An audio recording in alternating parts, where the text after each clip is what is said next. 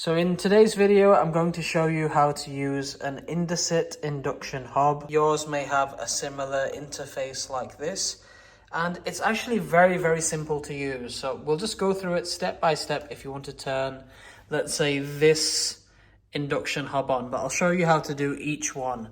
You have to make sure first that the induction hob is turned on, so make sure it's turned on through the power supply. So now it's turned on there. And you can see there is a red light next to this key. So this basically means it's locked. So there's some kind of child lock here so your child doesn't come and start pressing random buttons and accidentally burning themselves.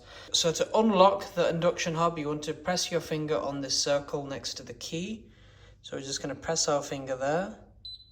That's now unlocked the induction hob. Now let's say you want to turn on the induction hob. There's a power button here.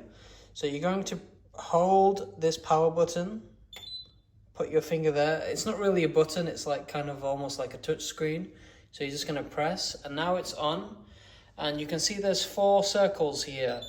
Each of those circles represent each induction hob. So this circle here is the top left. This circle here is the bottom left. This one here is the bottom right, and so on. So it's turned off because that's a safety mechanism. I'm going to turn it back on. So I'm just turning it back on, and I'm going to turn on this induction hob just there. So we're going to hold the top left circle like so.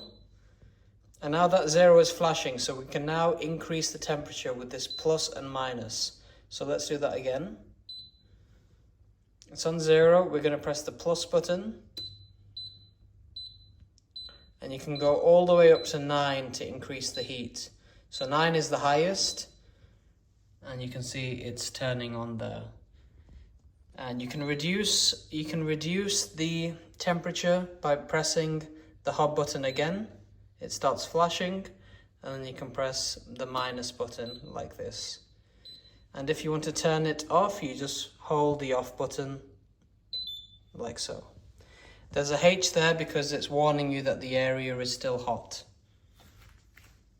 Okay, that's everything. If you have any questions about this, just leave a comment in the comment section below, and thank you for watching.